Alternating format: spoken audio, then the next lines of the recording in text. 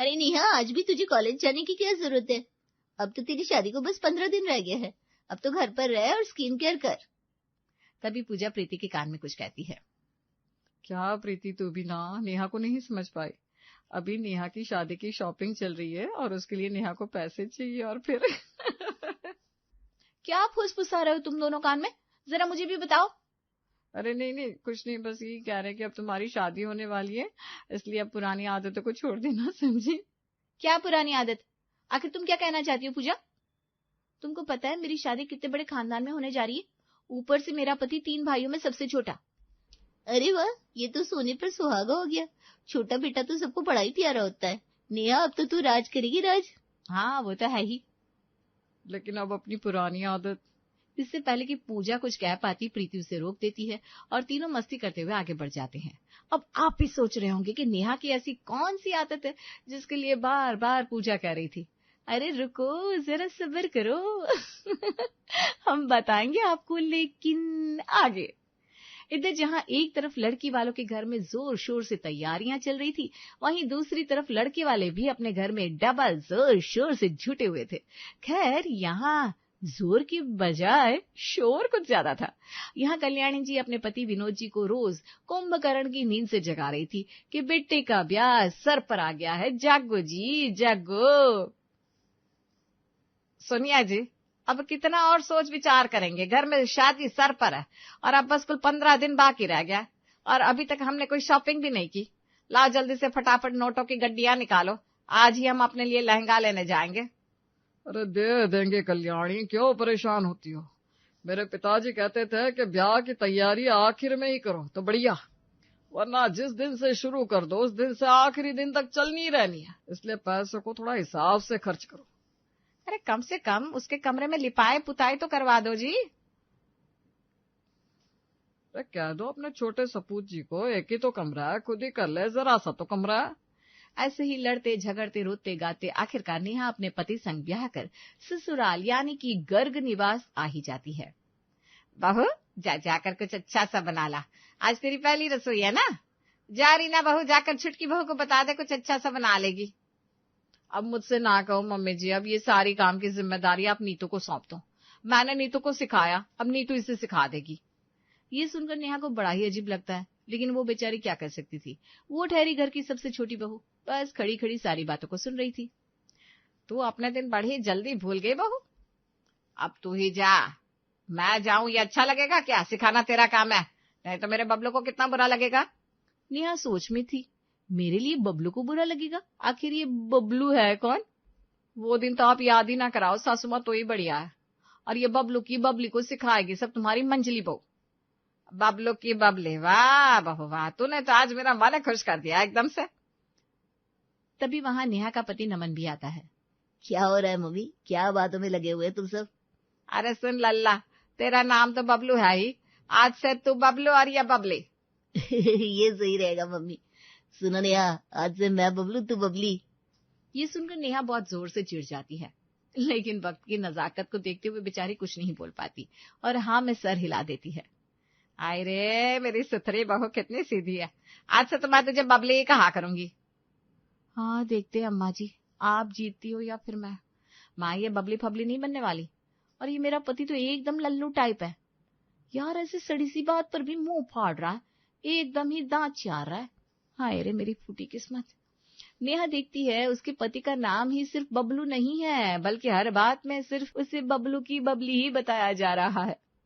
अरे बबली, तुम अभी तक इस काम में उलझी हो, देखो पापा जी आने वाले, जल्दी जल्दी काम खत्म करो। अच्छा, अब ये आई है मेरी तीसरी सास। यहाँ तो सबको बस अपनी अपनी पड़ी है, कोई नहीं है जो मेरे बारे में सोचे। जी भाभी, करती हूँ। एक दिन घर में सब साथ में बैठकर खाना खा रहे थे, तभी कल्याणी जी बड़े ही जोर से चिल्लाती है, आज ये गौरव और राजीव की थाली किसने लगाई है? तभी बड़ी जेठानी रीना किसी चिड़िया की तरफ फुदकते हुए आती है। आपकी छोटी बहू ने। छोटी बहू को बुलाओ यहाँ। जी अम्मा जी, आपने मुझे बुलाया? आज से गौरव और राजीव की थाली में घी किसी भी चीज में कम नहीं दिखना चाहिए, और ये मेरा बड़ा बेटा है, इसने मेरा दूध ही कितना पी पाया था, तब तक ये राजीव मेरे पेट में आ गया, तब से लेकर आज तक बड़ा ही कमजोर है। और ये मेरा मंझला बेटा राजीव, इसका हमेशा ध्यान रखना, ये घर का सबसे कमाऊ पूत है। तभी नेहा बगल में बैठे अपने पति की थाली में भी घी परोसने लगती है। अरे इस बबलू को क्या जरूरत है ज्यादा घी की, ना तो ढंग की कोई नौकरी करता है ना ही कोई और काम। ये सुनकर बबलू नाराज होने की बजाय और जोर से हंसने लगता है। अब तो नेहा का ये भ्रम भी टूट जाता है कि उसके पति को घर में सबसे ज्यादा प्यार मिलेगा। जब इस बबलू को ही अकल नहीं है तो बाकी से क्या ही एक्सपेक्टेशंस रखूं। फिर एक दिन नेहा अपने पति बबलू जी से मूवी पर ले चलने की फरमाइश करती है। सुनो ना, हमारी शादी को 2 महीने होने को आए, अभी तक आप एक भी मूवी दिखाने नहीं ले गए। चलिए ना, देखो ना कितनी बढ़िया बढ़िया मूवी आई है। अच्छा जी ठीक है, कल चलते हैं। ये सुनकर नेहा बड़ी खुश होती है और अगले दिन सुबह से चहकते हुए घर के सारे काम निपटाने लगती है। अरे बबली, तुम तो आज बड़ा ही खुश लग रही हो। तभी छोटी जेठानी हंसती हुई रसोई में आती है। हाँ सुन रही हो भाभी, ये बबली अब फिल्म देखने जाएगी अपने बबलू के संग। ये सुनकर नेहा के जैसे तोते उड़ जाते हैं। भाभी, पहला तो मेरा नाम बबली नहीं है, आप लोग ध्यान से सुन लीजिए, मेरा नाम नेहा है, नेहा। और ये आपको हमारे मूवी जाने की बात कैसे पता चली? तभी बाहर से कल्याणी की जोरदार आवाज आती है। जाओ बबली बहू, वहां पहुंचो, वहां आपके स्वागत की तैयारी हो गई है। नेहा कल्याणी जी के पास पहुंचती है। क्या हुआ अम्मा जी, आपने हमें बुलाया? अरे ये हम कहाँ सुन रहा है बबली, है? तुम हमारे बबलू को पट्टी पढ़ा दी, सिनेमा जाना है।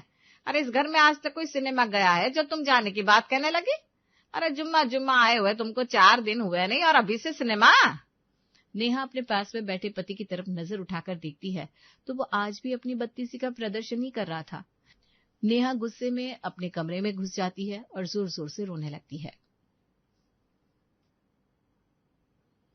आज से ये नेहा अपनी मर्जी की मालिक है, मैं अब वो करूंगी जो मैंने अभी तक किया है। नेहा अगले दिन उठकर सबसे पहले पार्लर चली जाती है। और ये बबली कहाँ चली गई? पता नहीं भाभी, हमें क्या, हम तो हमारा काम करेंगे, चलिए। आइए मैम, आज आप हमारे पार्लर में पहली बार आई हैं। जी हाँ। अभी ही हमने लेटेस्ट ये पैकेज लॉन्च किया है, आप कहे तो ये करते? हाँ जी बिल्कुल, जो बेस्ट हो आप वही कीजिए। इधर पार्लर वाली को भी लगता है कि उसने आज सही मुर्गा फंसा लिया है और उधर नेहा भी आराम से फुल आराम फरमा रही थी।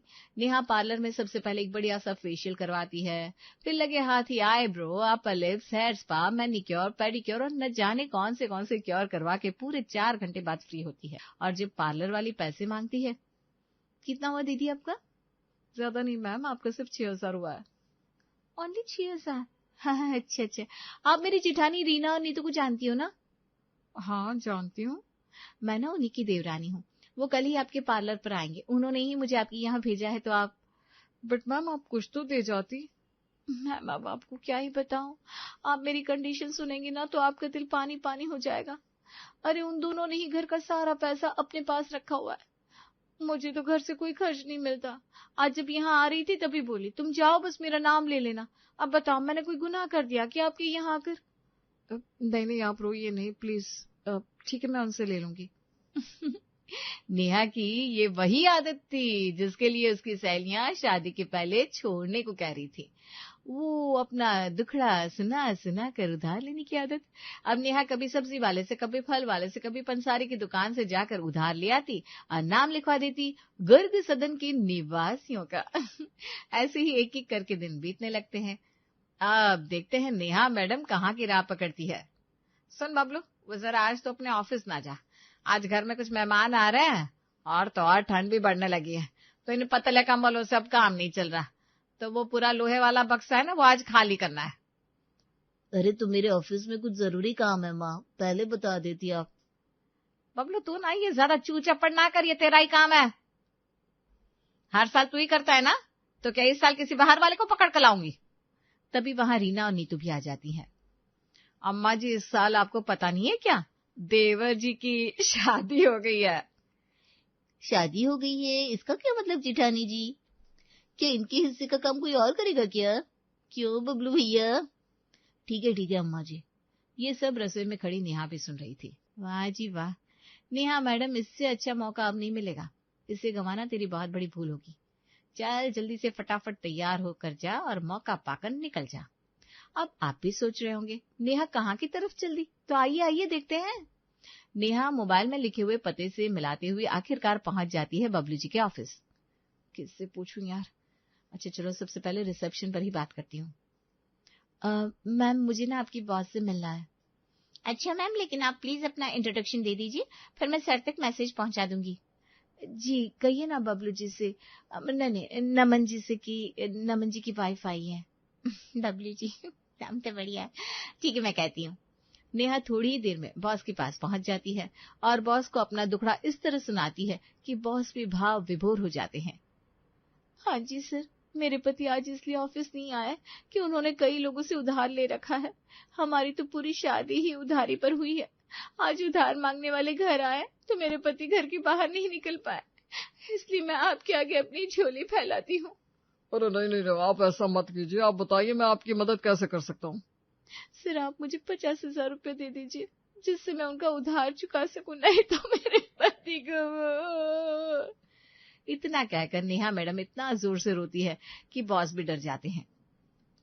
ठीक है आप रोइए मत, मैं अभी आपके लिए पैसों की व्यवस्था करवाता हूँ। लेकिन आप मुझे प्रॉमिस कीजिए आप इसके बारे में नमन जी को नहीं बताएंगे, वरना उन्हें बहुत परेशानी होगी, उनके स्वाभिमान को चोट पहुंचेगी ना। हाँ जी आप बेफिक्र रहिए। मैं कुछ दिनों में आपके ये पैसे लौटा दूंगी। फिर बबलू जी के ऑफिस से पैसे वापस लेकर नेहा मैडम घर की ओर निकल पड़ती हैं। वाह रे वाह नेहा, तू तो उस्तादों की उस्ताद निकली, क्या शानदार एक्टिंग की है, और मिल गए पूरे 50,000। चल चल चल अब घर चल, घर में सब तेरा बड़े जोर शोर से इंतजार कर रहे होंगे। तभी उसे एक ऑटो आता हुआ दिखाई देता है। भैया, न्यू सिटी रोड चलोगे?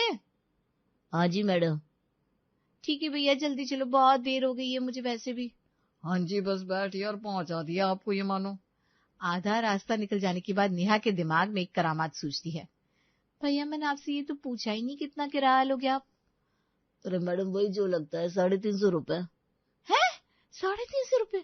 नहीं नहीं नहीं भैया, आप मुझे यहीं उतार दो प्लीज, मुझे यहीं उतार दो। और अचानक से क्या हुआ मैडम, अब तो आधा रास्ता से भी ज्यादा हम निकल आए हैं। नहीं भाई साहब, आपको मुझे देखकर लग रहा है कि मैं 350 दे पाऊंगी। नहीं, मैं यहाँ से अकेले चली जाऊंगी, आप मुझे उतार दो। मेरे पति की बड़ी छोटी सी नौकरी है, भैया गार्ड का काम करते हैं वो एक ऑफिस में, और मैं घरों में बर्तन साफ करती हूँ। ऑटो वाला भी नेहा की बातों से थोड़ा नरम पड़ जाता है। कोई बात नहीं मैडम, आप मुझे एक भी पैसा मत देना, मैं आपको बिना पैसे के ही घर तक छोड़ दूंगा, आप रोइए मत। नेहा जल्दी से अपने घड़ियाली आंसू पोंछती हुई ऑटो से उतरकर घर की ओर बढ़ गई। अब नेहा पलट कर देखती है, ऑटो वाला जा चुका है, तो ये देखकर वो वहीं रोड पर नाचने लगी। वाह भाई वाह, ये तो गजब हो गया रमा। चलो अब सासू माँ तेरी राह देख रही होगी नेहा। नेहा घर आकर देखती है तो उसके पति बबलू जी पूरे ट्रंक की रजाई गद्दे छत पर डाले जा रहे थे, और साथ ही साथ घर में मेहमानों के आने की तैयारियां जोरों शोरों पर थी। तभी सब नेहा को देखते हैं और उस पर टूट पड़ते हैं। अरे कहाँ गई थी तुम बबली?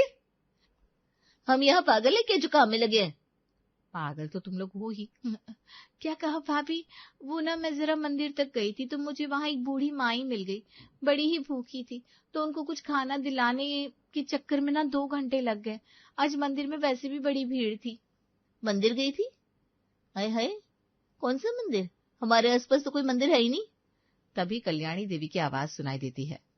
अब यूं ही कुत्ते बिल्ली की तरह लड़ती रहोगी या फिर मेहमानों के लिए खाने की व्यवस्था भी करोगी? हाँ हाँ माँ जी, मैं करती हूँ ना, ये दोनों तो बस ऐसे ही लड़ती रहती हैं, इनको लड़ने दो, मैं आती हूँ। इसे देखो कितनी समझदार है। नेहा दोनों जिठानियों को आंख मारकर हंसते हुए रसोई में घुस जाती है।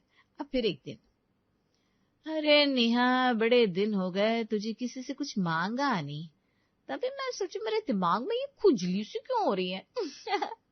चलो आज कहीं चलते हैं। कहाँ जाऊं कहाँ जाऊं कहाँ? तभी नेहा की नजर सामने निर्मला काकी के घर पर पड़ती है।